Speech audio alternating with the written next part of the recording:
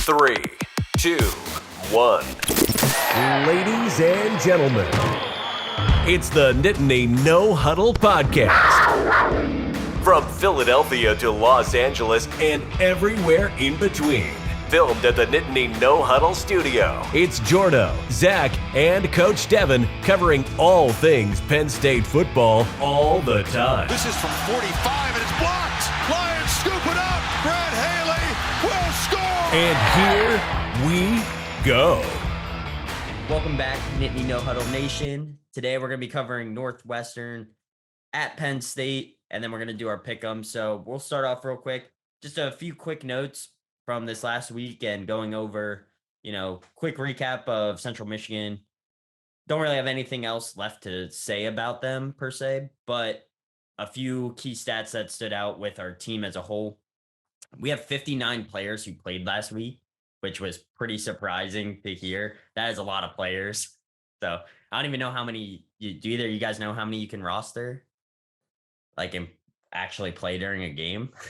Yeah, I don't know off the top of my head. I'm not sure, but I think on the road that you can only there's a limit on how many players. There is a limit on the road. Games. And I don't know the number, but it's something less than like the 85 scholarship requirement. Yeah, I just thought hearing 59 players got in the game is like pretty crazy considering we were only up like 17 points. And it definitely wasn't one of those things where like 30 guys got, 20 guys got in on the last offensive and defensive possessions of the game. It wasn't one of those things. Like people are getting in early and often. Yeah, it was kind of crazy. So that's what Franklin's been trying to do is build that depth. So obviously you can see those results. And then our turnover margin, we currently are 4th in FBS and 2nd of Power 5 schools. So that's a good sign. Like we were saying last week with our defense, a lot of boom or bust, but we're taking the ball away and Clifford's not throwing interceptions. So that's recipe for success. And I don't think we've had a fumble lost, at least. I don't even remember really having a fumble at all. But I think it's just the Clifford. It's just the Puke 6, right? Yeah, that's the only turnover Penn State has. Yeah, because Clifford has 12 total touchdowns to 1 interception. But like people are still calling for his head. So and I think you're right too. I can't even recall an actual fumble. That's what I'm saying. I can't even. Our running backs haven't fumbled at all. We're gonna have like 6 fumbles next week. Got to get him out before Michigan. And then speaking of our defense, we lead the country in pass breakups with 41. The second place team in the nation has only 25. Do you know who that second place team is? I have no idea. Pitt. Oh, classic. Any chance to be better than Pitt? I mean, yeah, dominate the state, right? Yeah. So that was kind of crazy. Just another stat. Nick Singleton is still leading the country in yards per carry, even though he didn't have that great of a game last week. But still impressive stat. I think he's still over 10 yards per carry, which is just kind of crazy to think about. Hopefully we can get him running this week. And then on the defensive side, for pass breakups, in the top 15 of individual pass breakups, Porter, King, Dixon, and Ellis all are in the top 15 in the country in pass breakups. It's crazy. We have 4 out of the top 15 are on one secondary. So, I'm kind of eating crow on all the stuff I was saying week 1, but yeah. And the last thing we're 2nd in all Power 5 schools with 9 players who have individual sacks. And our punter, Barney, has 50% of all his punts have landed within the 10-yard line, which leads the country. I did see that one. I thought that was pretty impressive. Well, that's like 50% of your punts inside the 10, because like inside the 20 is the stat.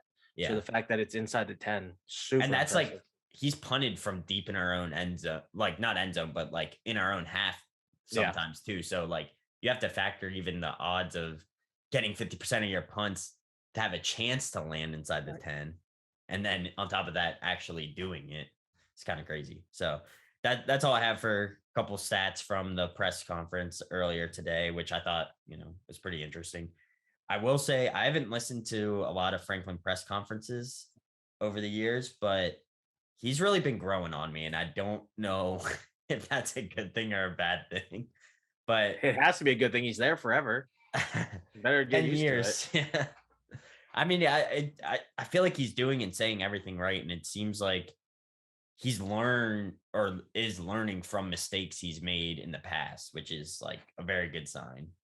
And once again, like last week, no real wasted timeouts, good 2-minute drill, pretty much coaching very well, going for it on 4th down when I feel like we should be.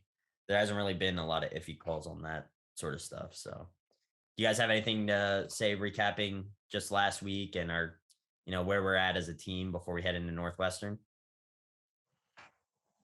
Not a No. whole lot, just another 3-0 non-conference. Just worth noting. I think the last non-conference loss that Franklin has is 2016 Pitt, which Jordan doesn't remember because he buried the game film. But Doesn't exist.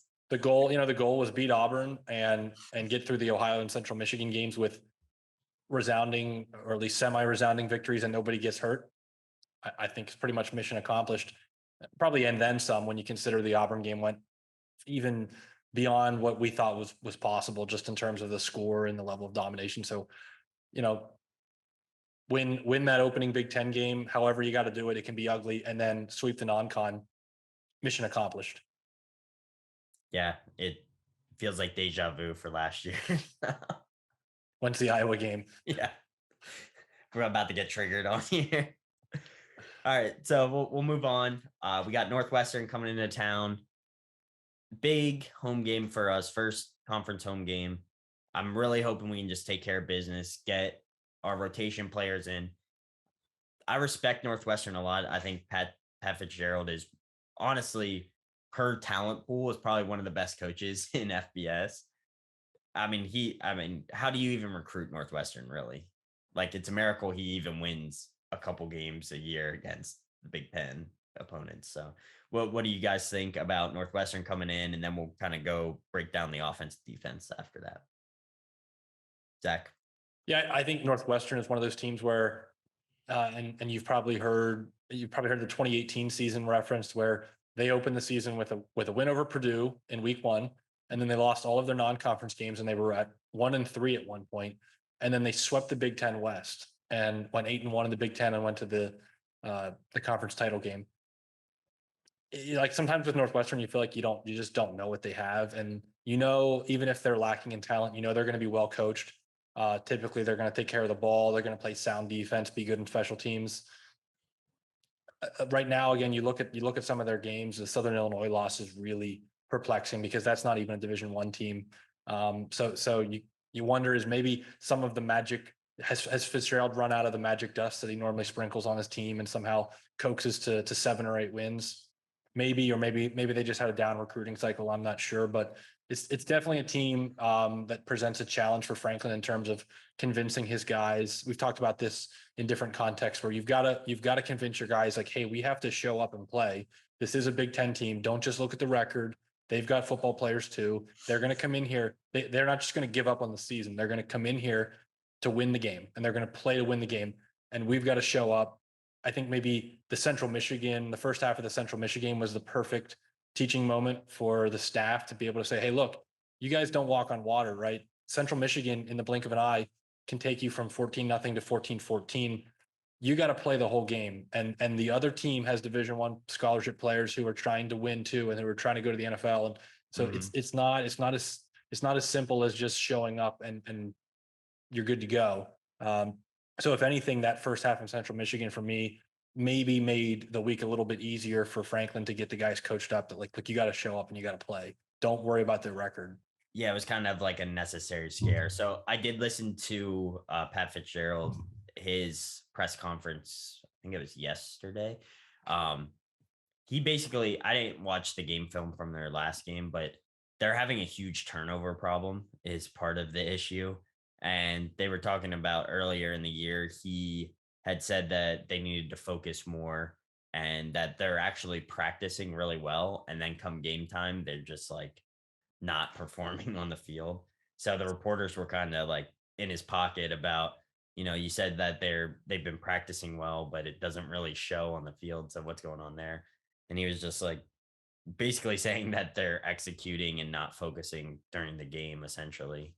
So that's something to kind of keep tabs on, that maybe, if we get up, we can just kind of bury them early and hopefully kind of take that wind out of their sails. But it's Northwestern. They always seem to hang around sometimes. And I don't think this team is as talented as previous teams, but when you have a competent coach, you can coach to keep a game close, especially in the Big Ten, especially if you can get their running game going, which I'll turn it over to you, Devin. Do you want to talk about their running game? I know you have some stats.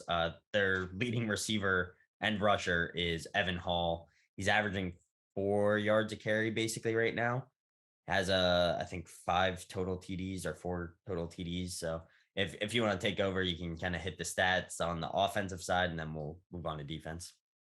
Yeah, one thing I'll say just about Northwestern in general, and I think Zach covered this pretty well. I think Pat's, and you too, Jordan, that Pat Fitzgerald, I think, is one of the best coaches at adjusting and doing what his team does well. So many coaches, especially when you get to the level of a Big Ten coach, you have a plan and you do that plan regardless of who your players are. You recruit players to fit the plan you want to do. And I think Fitzgerald, like you just said, it's so hard to recruit at Northwestern. It is not a football school, and it never will be a football school. It's an academic school. And so to get people to come there, he has to be willing to make adjustments. And I think that's something he's done really well. Is if he has a great quarterback, they go more pass first. This year, they have a pretty solid running back, and they don't have a superstar quarterback. They've been relying more on the run and using the pass as a complement. And he does really good job at halftime of making adjustments. You kind of saw that in the Nebraska game, making some adjustments to ultimately win that game in Dublin earlier this year. So to move on from that, Evan Hull, he's pretty solid. He's 5'11", 210. He's a junior, started last year, is averaging right under 100 yards a game. I think it was at 96 whenever I did the math. He has 85 carries in 4 games. So he's getting 20 carries a night. He's going to have 20 carries on Saturday. I can almost guarantee you that he's going to be 18 to 25 carries. And he leads the team in receiving yards, like Jordan said. So they use, anytime they want the ball in his hands, they find a way, whether it's through a screen pass, a crossing pattern, or just traditional handoffs because he's the running back. Not to compare him to an NFL guy, but very Aaron Jones use, how the Packers use Aaron Jones, just to get him into space, get him the ball as many times as possible, and kind of keep that flow going. So yeah, for sure. Just trying to get him the ball because he's their best weapon on offense. He started last year, and they try to use him a lot. Yeah. And to hit on what you were saying about the recruiting aspect, how many players on Northwestern's team are probably journalism majors? Yeah. Being seriously. Northwestern being such a great journalism school. So right. I mean, that's one aspect of recruiting there, I guess. But yeah, like you said, Evan Hall is their guy. He's going to be their number 1 target. They do have a decent wide receiver, Malik Washington. He's had 306 yards over 4 games. So those aren't terrible stats, but they also have a pretty good tight end, Thomas Gordon. He has 107 yards, but they use him in the red zone a lot. He has 2 touchdowns on the year. So that's pretty good considering I think they've scored like 6 total touchdowns so far. So definitely somebody to look out for. And with the running game going to be being so prevalent for them, I think it's going to be a true test of our linebackers. I know we thought that was going to be the case with Auburn, but we were able to stop their running game like almost immediately. So it'll be interesting to see if we can, a team that is very dedicated to the run, if we can get that stop early. Zach, do you have anything to add on the offensive side? Yeah. So for me, I look at their team stats, and I think there's a couple interesting and telling signs. And you actually hit on one of them, which is the turnover issue. And as much as we've talked about Penn State and how well they've done in the turnover department, Northwestern is -5 in the turnover ratio, and they fumbled the ball 9 times and lost 7 fumbles in 4 games, which isn't great. Only 3 interceptions from Hilinski, the quarterback. But so basically they've given the ball away 10 times in 4 games against not very great competition, and they've only but they themselves only have 5 takeaways. And for me, that's kind of telling, because when I look at them from an offensive standpoint, it's interesting because just within the Big Ten, for instance, they're basically middle of the pack in yards per game. They're only behind Ohio State and Purdue in passing yards per game, and they're averaging 304 passing yards, and they're sort of middle of the pack in the rushing department. But then when you look at points per game, only Iowa is averaging less points per game than Northwestern. So for me, you referenced Pat Fitzgerald's comments, and I think that makes a lot of sense in terms of the lack of focus, the lack of concentration, fumbling, just doing the little things, because they're clearly putting up enough offensive yardage to probably be averaging more than 23 points a game. So it's one of those things where if they start to click and they start to figure it out, I think they have some pieces there, because and again, they're playing Southern Illinois, they've played Miami, Ohio, Duke. Doesn't appear to be terrible this year, but they're putting drives together, and they're racking up yards. They're just not scoring. Yeah. And they've been in almost every game too, so it's not like they're just getting garbage time yards. Like, those are hard-earned yards. Yeah, and I look at converting on. They've already converted 10 4th downs. They're 10 of 14 on 4th down this year, which is really good. So they're extending drives. 3rd down, not great. They're at 37%, which isn't terrible, but it's not great. That's wild. 14 attempts on 4th down. So they're offensively, it tells me they've got some players. It's not like they've been anemic offensively, like in Iowa, for instance. They're not converting the success that they have had into points. Right. So it's one of those things where maybe the 3rd down, again, 37%, that might be telling. If you start to see them consistently hitting on 3rd down against Penn State, something as surprisingly well as I think the defense has played the last couple of weeks, we've repeatedly hit on Penn State giving up some big 3rd downs. If you start to see Northwestern racking those up, to me, that could be a key that maybe they finally started to figure things out, and they're actually going to challenge Penn State, as if they start to sustain long drives. The good sign is we have been very good at getting the ball back, and not even getting the ball, but causing fumbles and causing those types of plays. So our players are definitely not the greatest tacklers, but they're always trying to get that ball out. Like, you see it all the time. They're trying for that strip. So if this team has an issue with ball security already, that could be a good turning point for us. It is a little concerning that Northwestern has been able to, get all those yards, but not score. So, like, is this the game that they, start scoring? Hopefully not. Something interesting too, Franklin was talking about how the last couple of weeks, teams are not throwing towards Joey Porter Jr. anymore. So his stat line has gone down a bit, but that's probably why we're seeing such better play out of King and Dixon, because they're kind of getting put more on the spot. So I thought that was interesting. I'm hoping that I really like King. He might be my favorite player on the defense, to be honest. So I think he could be poised for a big game this week as well. So, Devin, you got anything else to add? Yeah, I'm glad you just brought up the Joey Porter thing, because I was actually just about to bring that up too, since it seems like we're just kind of talking about the offense in general, not really position oriented like usual. Mm-hmm. Joey Porter's been targeted 7 times in the last 3 games. So that's the official stats. 7 times that the opponents have thrown at him since Purdue. And he's had like 6 pass. I'm sorry. and obviously I think this is a game where he's not going to be targeted again. So I'm really interested to see, does Diaz make any adjustments with him, finding different ways to get Joey Porter involved in the defense, because we just talked about Northwestern's best receiver is their running back. Their second best receiver is 5'7", and then they have a tight end that they throw to. Those are their top 3 receivers. So to me, that means Hilinski is not going to be throwing it at whoever Joey Porter's guarding.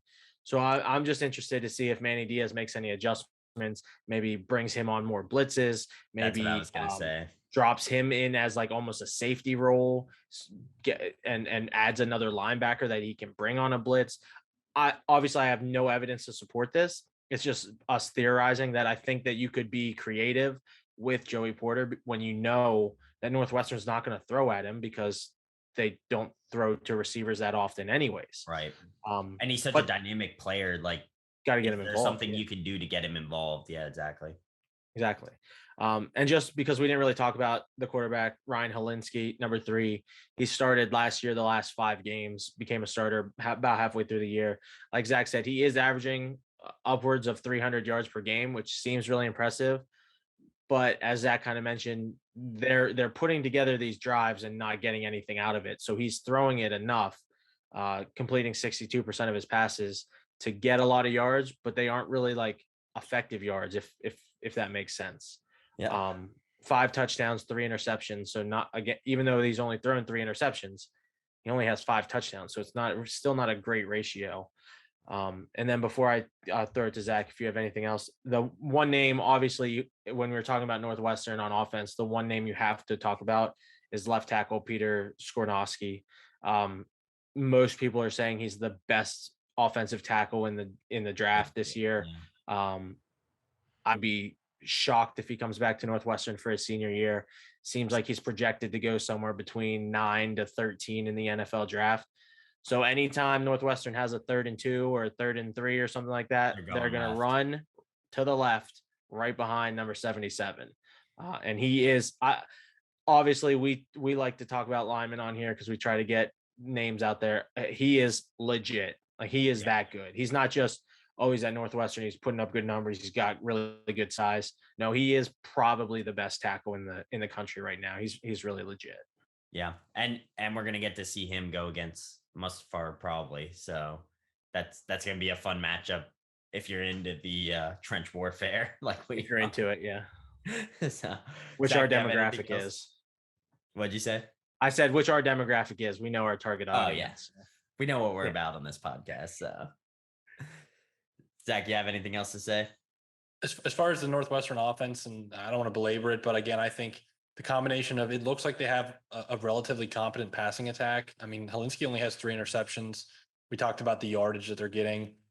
That coupled with what we've described as Penn State's sort of bend but don't suck defense. For me, another sign in addition to some of the earlier stuff I mentioned is going to be red zone defense, because I think they're going to be able to sustain some drives. This is, if you look at it, Penn State's defense hasn't exactly dominated games. I mean, Auburn only scored 12, Central Michigan, I guess 14, and Ohio 10, or was it 16? In any case, none of those 3 teams put up many points, but all 3 of them moved the ball and had drives, and some of it was a bit more garbage time in terms of Auburn. But I think Northwestern will be able to move the ball. I think their passing offense is competent. I think they've got a nice halfback in Evan Hull, who can also catch the ball out of the backfield. So it's one of those things, if Penn State does what it's been doing well the last year and a half, and that's forcing field goals in the red zone, then you feel really good as we're about to kick over to the Penn State offense versus the Northwestern defense to really take advantage and force Northwestern to chase. Yeah, absolutely. All good stuff there. So like you said, moving on to the Northwestern defense versus our offense, their defensive coordinator, Jim O'Neill, is actually from Doylestown, Pennsylvania. So got another Pennsylvania person coaching in the Big Ten. Their standout player on the defensive line is their DN number 99, Abba. This is gonna be a hard one to say. Abba Ware is his last name. He's got a crazy first name too. Coach Franklin actually in the press conference was like, I'm not even going to attempt to say his name. He just called him number 99 like it was NCAA 14 out there. So DN number 99, he's a senior. He's had 1 forced fumble and 2 sacks, which, all right, that's all right stats, I guess. But for 4 games, you would expect maybe a little bit better.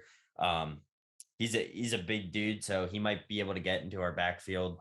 We have been susceptible to sacks, especially last game you saw it. So that's something to watch out for. Moving on, their middle linebacker, number 32, Bryce Gallagher. He's a redshirt junior. He's had 38 tackles. So that's I don't know if you always want your middle linebackers getting that many tackles. That means people are probably in the, second tier there. So, and then finally their cornerback number 2, Cameron Mitchell, redshirt junior. He's had 4 pass breakups and an interception. Those are basically their key players on defense. I'll turn it over to you, Devin. You got anything else for us on the stat line from them? No. So 99, Adebayo, however you say his name. He was a Big Ten honorable mention last year. So as a junior, he had a pretty good season, and he's having a decent season, like Jordan said. 17 tackles, 3 tackles for loss, 2 sacks, a fumble.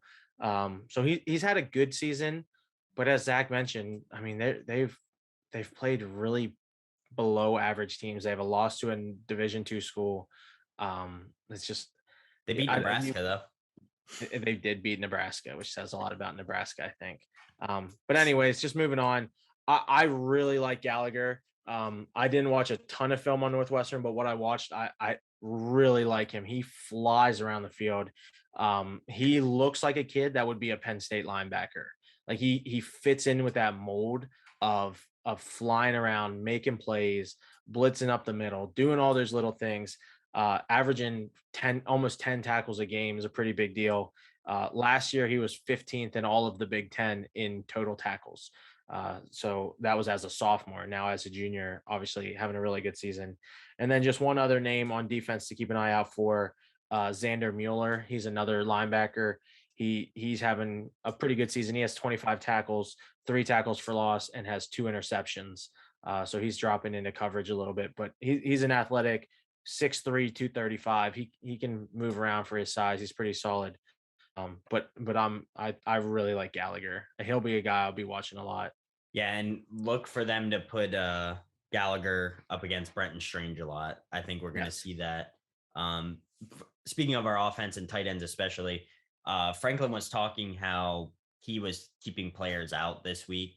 So that's why we didn't see a lot of players we typically do. And anybody who had a possible lingering injury or something like that, he just didn't play this week. So I think that's something to take into account when we're looking at Central Michigan game as a whole and maybe our offense as a whole. Yeah, we didn't dominate, but did we really put our A team out there the whole time? Not really. So Zach, do you have anything to add on the offensive side of the ball? Yeah, as far as Northwestern's defense goes, I went through some of the stats and sort of where they fall in the Big Ten. And on the Northwestern offensive side of the equation, I think you heard me with some level of concern, or some, if you're a Northwestern fan, some optimism that the yardage and the competency is there. They're just not converting it into points. I think the flip side is true on the defensive side for Northwestern. They're 9th in the Big Ten in total yards given up per game. They're 8th in passing yards, but perhaps most telling, especially in this conference, is they are second to last in rushing yards against.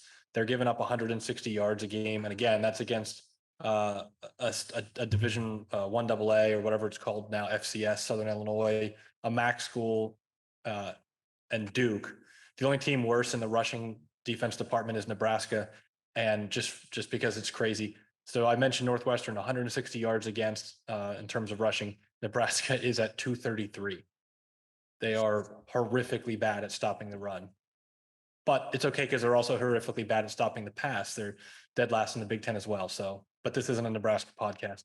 And as far as points go, Northwestern's given up roughly 26 points a game, which is 12th in the Big Ten.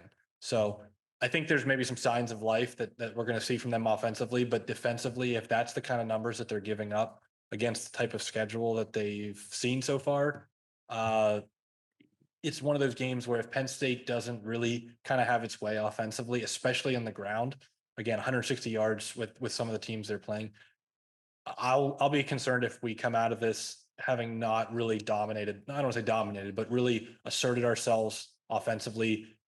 Run the ball, protect the quarterback, do all of the simple stuff. That should probably be enough against this defense.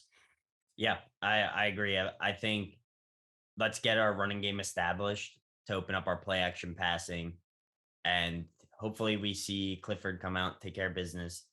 I feel like he needs to have a stronger game this week, with last week not being all that great for him. I mean, he didn't play bad or terrible, but there's definitely some plays that he probably should have had back and people he should have hit. So I'd like to see it cleaned up a little bit.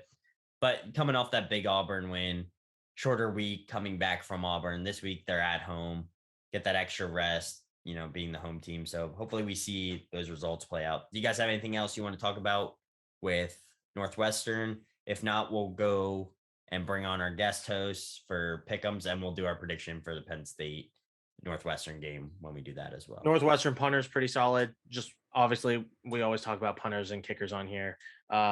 Luke Akers is his last name's Akers. 17 punts, 8 of them have been down inside the 20. Again, could be misleading because maybe they're just punting it. Obviously, like Zach said, they're getting yards, so maybe they're punting closer to midfield, and that's why they're all inside the 20.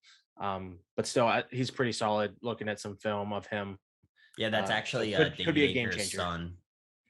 Is it really? Because I don't think so. Just kidding. Okay. That's my one joke for today. So, But Tiss. Yeah. So for me, my last word is I thought we had to throw the ball way too much last week against Central Michigan. All the talk about Clifford, and I would love for a game, for this type of game again with what we've seen from Northwestern in terms of rush defense.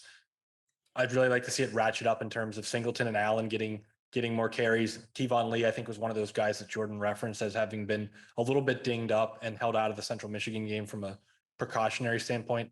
I'd like to see those 3 guys combined for, 40 carries or something, and really make an emphasis on running the ball and just kind of getting that lined up going into the bye week, of course, with Michigan to follow. Yeah, I agree. So that'll wrap up here. We're going to take a quick break, and then we'll come back with the Penn State Northwestern pick, and then we'll go through our college football pick'ems of the week, and hopefully one of us has the updated scoreboard. I got it. I'm interested to see that. So, all right.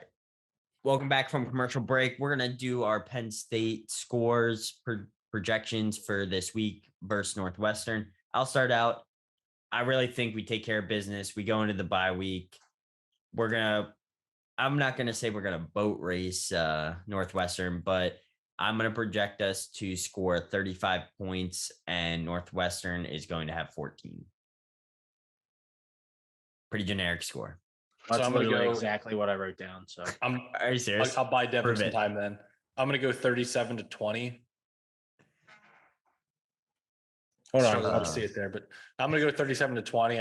I think like we talked about, Penn State should be able to offensively kind of assert itself, but I do think Northwestern and again, with maybe it's at garbage time, but I think they've got enough offensive competency that they're going to score, put a couple drives together and get in the end zone twice. It'll be a game of turnovers. If we can convert the turnovers, they may only score 3 points, but I could see them scoring twice. And Devin agrees. Hey, mine, 27-10. There you go. That's all we got for Penn State. Devin has been the king of the Penn State prediction so far. I think the pick'ems haven't been working out for him, but I think he's mostly had the closest Penn State scores. Actually, my clickbait thumbnails have been actually closer on all the scores. True. To the dismay of some of our commenters, but they called me delusional. They weren't wrong. I dreamt it and it happened. All right, moving on. We'll hit our top 10s. Zach, do you actually have your top 10 ready? Can we start with you this week? Sure, let's do it. All right, hit us with your top 10. All right. So despite the lackluster performance against Kent State, I'm going to keep Georgia at number 1. Everybody gets one off week. I've got Ohio State at 2. Obviously, they annihilated Wisconsin, who I don't think is going to be great, but it's not easy to kill Wisconsin in the manner that they did. Bama at 3. I'm moving USC up to 4. I think some people are going to look at that Oregon State game and maybe punish USC. I actually take something positive out of it for them. We talked about it before, the tough road environment, a game that's hard to get your players up for. And for me, the defense actually won the game and showed that they can sort of be a 2-dimensional team, even when the offense has an off night. I've got Tennessee number 5. I think they are somewhat fraudulent.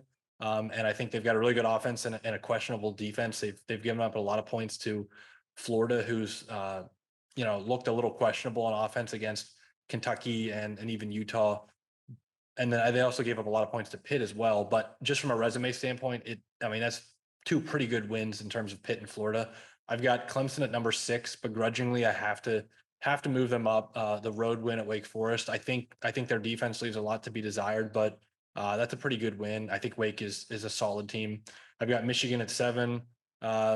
Somewhat impressive win against Maryland, just considering they hadn't played anybody all year. Basically, it was nice to see them get challenged and actually come out on top. Kentucky at 8. We're going to find out a little bit more of them with the Ole Miss matchup this week. I've got Penn State at 9. Not sure how I feel about it, but again, just from a resume standpoint, I think they're more deserving than some of the other teams in the discussion, like Oklahoma State. And then number 10, I've got Minnesota. Don't sleep on the Gophers. They are just slaughtering people right now. I think Michigan State is. I've been saying Michigan State's a fraud all year, but I think it's a lot easier said than done to march into East Lansing and just absolutely annihilate Michigan State, which is what that game really was. So that's my top 10. It was a bloodbath. So I'll go second. I'm gonna start out. You don't want to save the hottest takes for last? No, I'm going second. So I'm starting out with the Ohio State at 10. I'm going reverse order. So got Ohio State at 10. Number 9, Michigan. They fall all the way down my charts. You beat Maryland in a game you probably could have lost. So I'm not impressed on Michigan. I think I'm out on them now. So changing it up. 8, I got Washington.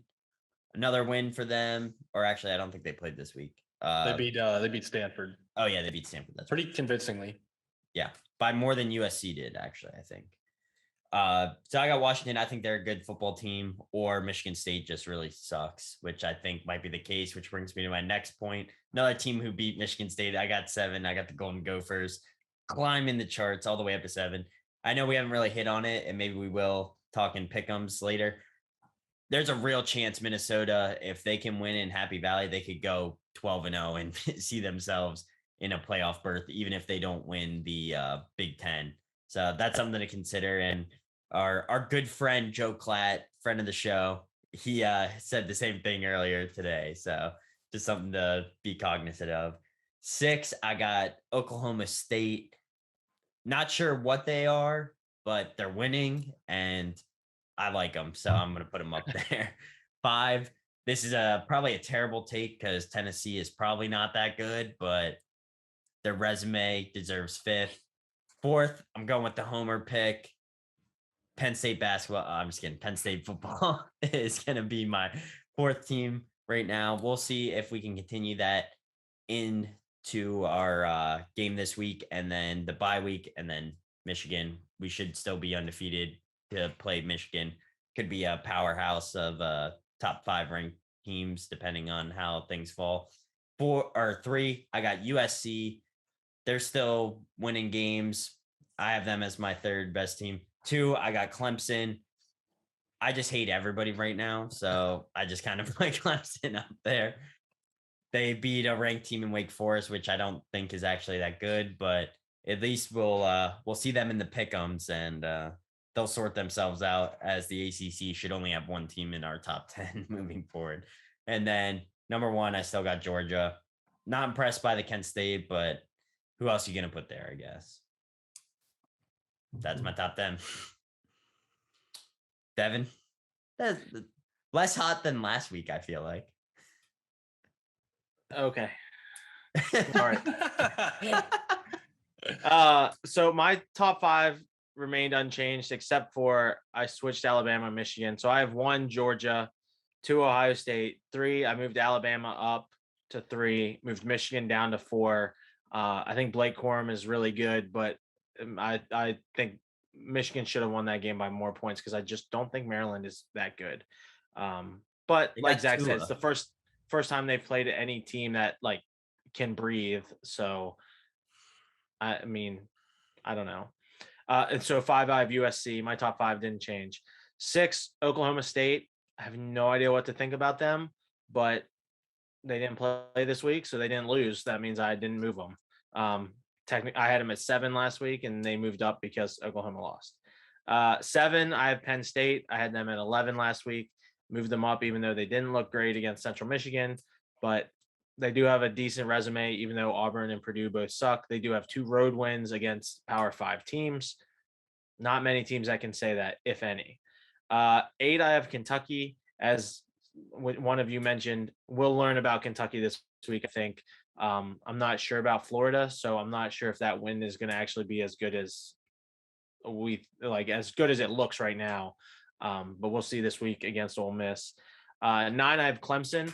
I actually like Wake Forest. I like Hartman a lot. So that win was impressive to me. Impressive enough that I moved them down from 8 to 9. Even though I like Wake Forest a little bit. And then 10, I have Tennessee. Tennessee is not the 10th best team in the nation, I don't think, and they won't be come January. But right now, I thought you guys would roast me if I put Texas A&M back up here, so I put Tennessee instead. I would absolutely roast you if you put Texas. So Jordan doesn't like Wake Forest, moves Clemson up to 2 by virtue of their win over Wake Forest. Devin likes Wake Forest, moves Clemson down by virtue of Clemson winning on the road at that same Wake Forest team that he likes. Next year, we're not doing top 10s till week 8. No, I like it. This makes it more fun because we get to make fun of you. It's pointless. Can we? I still want to do top 25s again because I really want to see Jordan put like Kansas at 13 or something. Tulane. Yeah, Tulane's probably ranked 16th in yours or something like that. Coastal Carolina's still undefeated too. Yeah, no, I'm surprised they weren't in the top 10. You know who would be in my top 25? JMU. Yeah, they're 3-0. 3-0. Beat App State. Beat App State. At App State, right? I think that was at App State. Yeah. And they beat somebody else good this year too. Coastal and JMU are the only remaining unbeaten group of 5 teams. Worth mentioning. Go Chanticleers. Chanticleers. Remember, I had them super high last year in our 3 podcasts before Iowa crushed us. Yeah, all 12 people watched that.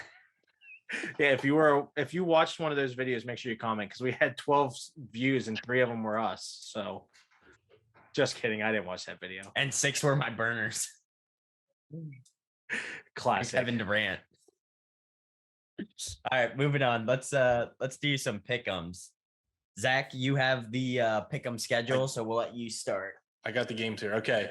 You also have the best record. Here's our records again. Let's hit the records real quick. We have the pick'em standings. I'm gonna put the graphic in. We have Zach at 11-8. Jordo here at 10-9, so just over 500. No, can't complain there. And then the coach making a little bit dent in the comeback. I don't know how many games you were down last week, but the exact same. We all went 5-3 last week. It just looks a lot better to be 7-12 than to be 2-9. I guess so.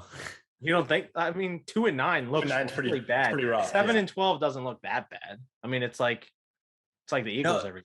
No, I'm agreeing with you. I'm just like doing the math in my head, and 7-12 doesn't seem the same as 2-9.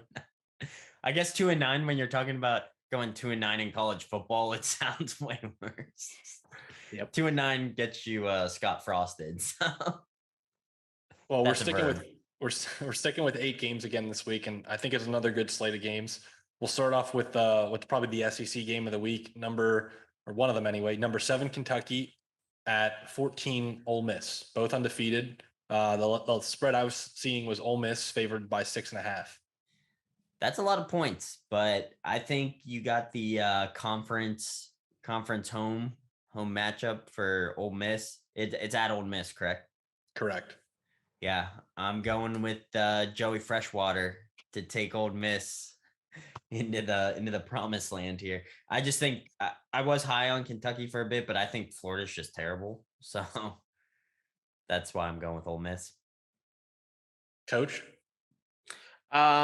So obviously everyone in America loves Ole Miss because of their uniforms, the powder blue helmets, just perfect. They really are. But I'm going to go Kentucky. I think Kentucky's good. I don't know why.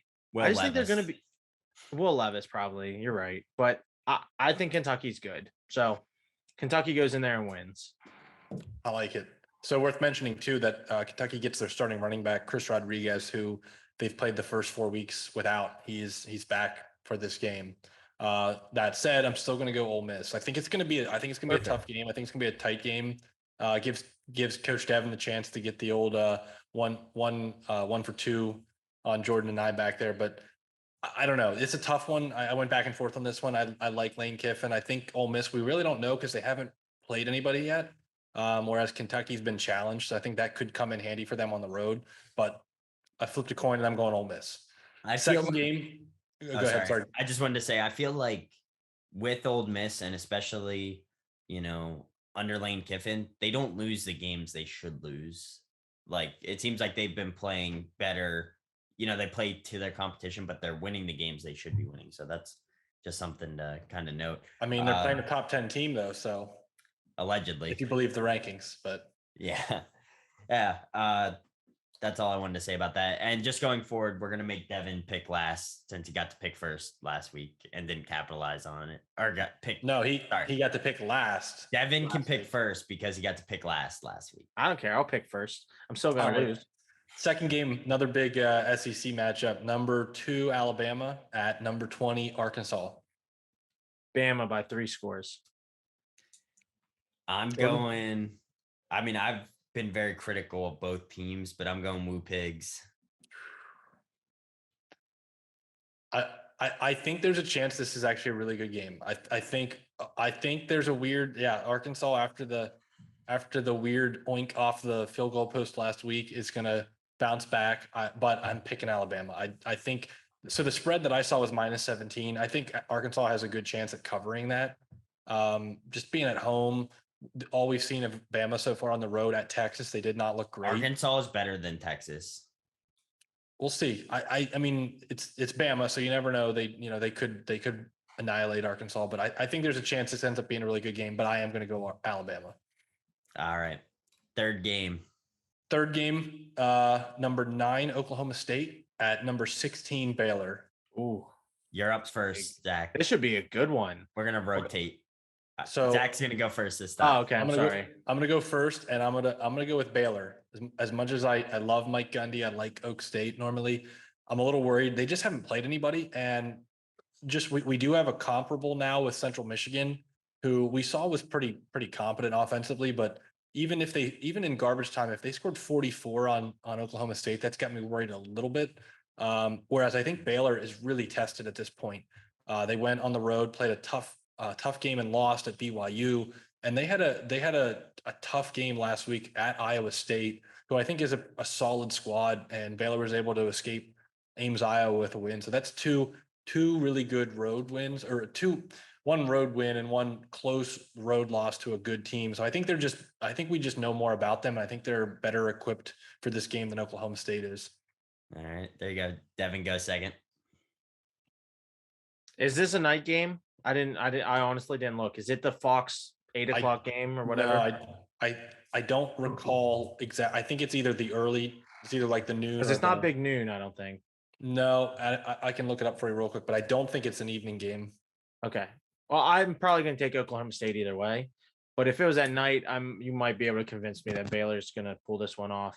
I think Baylor is good. I really do. I'm just hoping that Oklahoma State's better. It's really kind of what it comes down to. It's a 3:30 start on Fox. Okay. Yeah, but I'll take the Cowboys. So I'm 1-1 when picking with my T-shirt. I'm going Baylor, so I got to get the tiebreaker.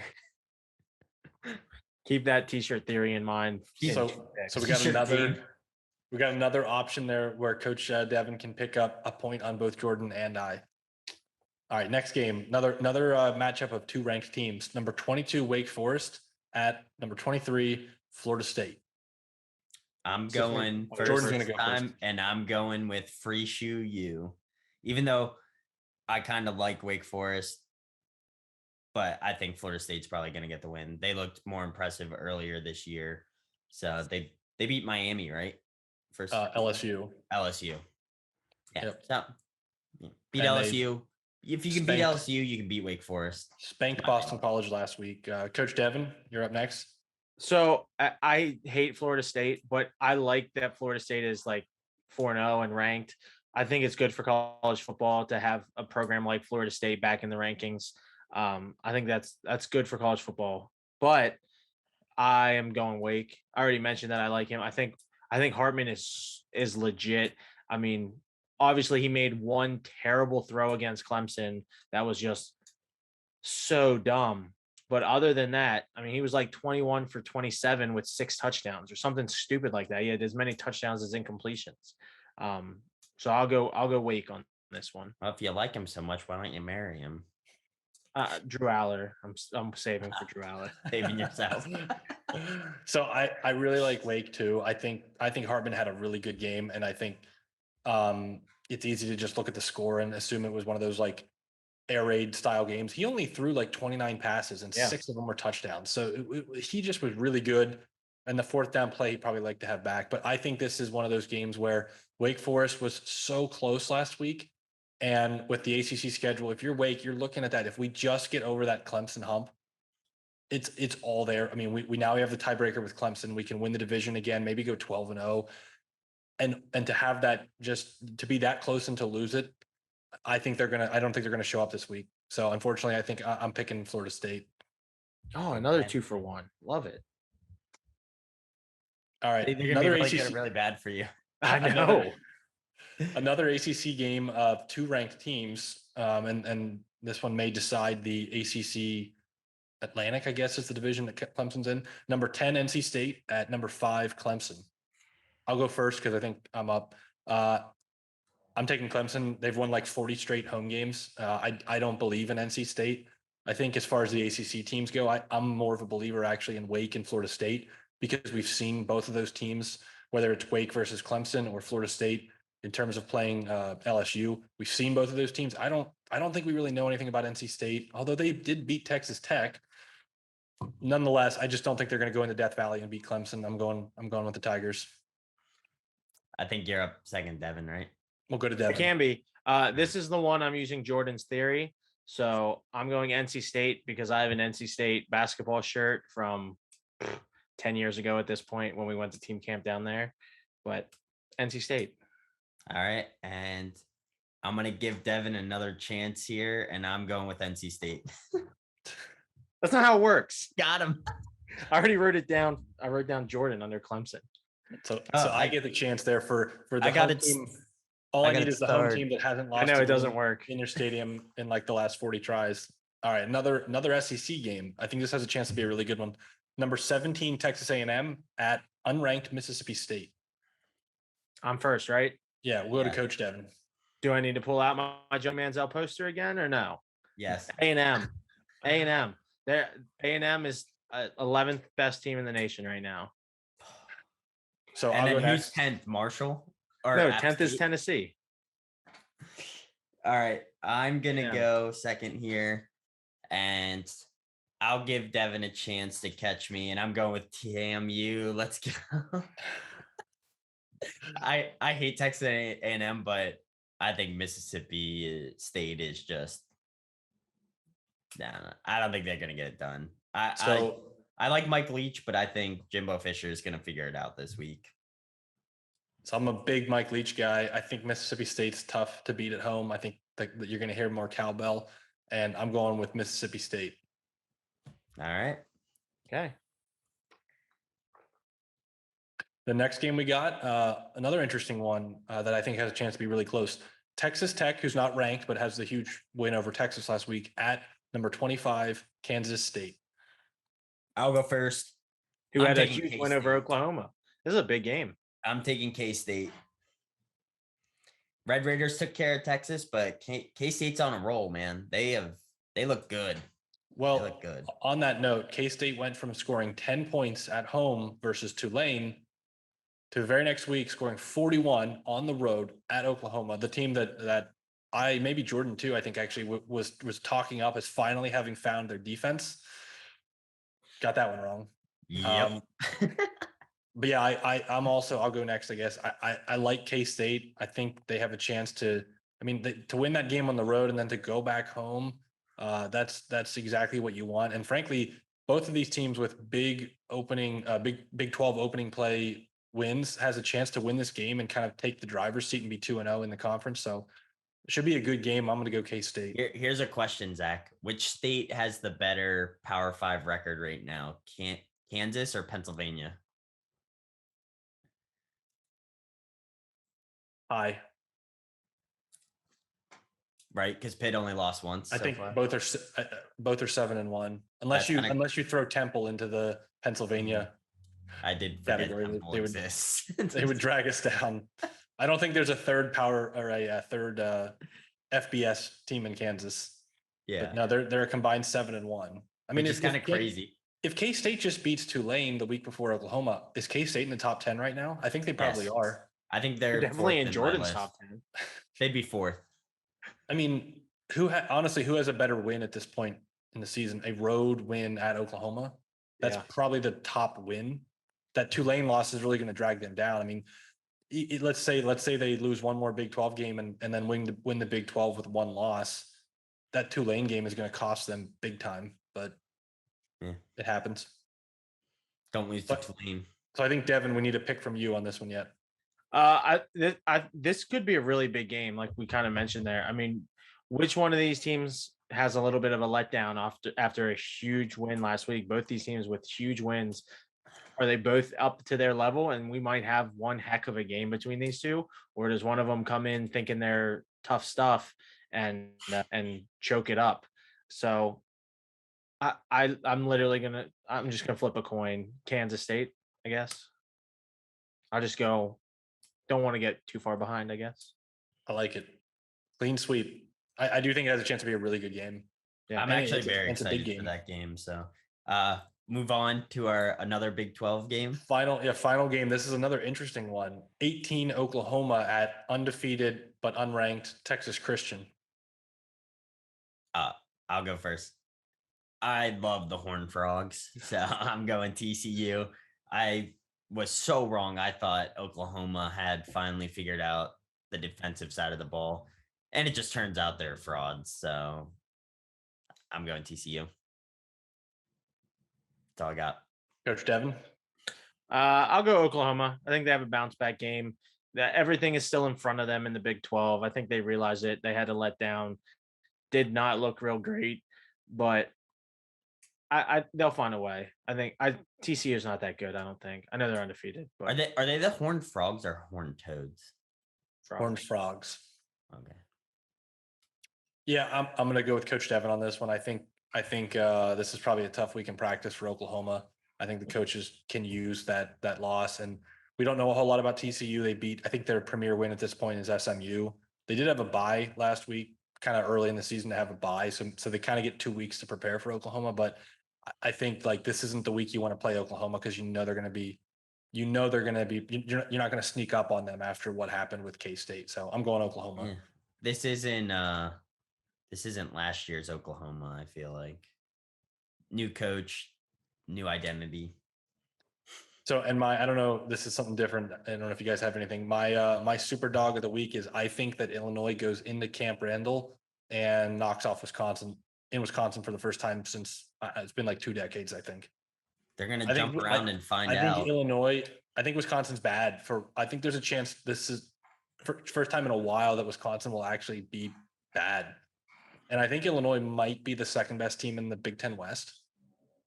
Bold statement. Someone's got to finish second. I like it. Did you hear my comment? I said they're going to jump around and find out. Even though he promised he was only going to make one joke earlier. Yeah. Well, you can't hold him to that. Yeah. I know. It's Jordan. You got to let him free. I'm a peacocky. Let me fly. Well, I think that wraps up the pick'ems, right? Yeah, that's it. Just in time, right under the limit. So, you guys have anything else for today? Trying to find a super dog quick. Yeah, Iowa. Who do you got, Jordan? Iowa. So that's one game I didn't include because I didn't think anyone had the stones to take Iowa. But number 4 Michigan at Iowa. I think it's going to be a game. I'm not predicting that Iowa wins. Iowa has to score points somehow. Well, I mean, they've scored probably like 6 defensive touchdowns at this point this season, so maybe the defense will score. But I think which quarterback comes out for Michigan. I think it's just the type of game where Harbaugh will revert to his like I'm gonna go back to like man ball and just try to bully Iowa, which is playing right into what they want. Gonna pull the old Joe Pa. So I think Michigan wins, but I think it has a chance to be a pretty ugly like 11-10 type score. Yeah. I'll take my super dog Oregon State over Utah. Oregon State getting 10.5 at Utah. I like it. So I mean, technically I also picked Kentucky, so I'm kind of upset you didn't pick a Pac-12 game. For our Pac-12 undefeated 4-0 Washington on Friday night, Pac-12 after dark versus undefeated UCLA. It's Who are true. you taking? Is that your super dog? No, it's going to be a home game for Washington because nobody is going to show up to UCLA, especially on Friday night. Yeah. There might be like 12 people in that stadium. No joke. That's why I didn't pick it. If nobody else cares about Pac-12 after dark, if the people in the Pac-12 don't care about it, why should I? Well, it's going to be their UCLA's probably last Pac-12 after dark. So. Thanks for watching the Nittany No Huddle podcast. Check us out on Instagram, YouTube, and Facebook. Podcasts are posted weekly on YouTube, Spotify, and Apple Podcasts. Make sure to like and subscribe so you never miss one of our new shows.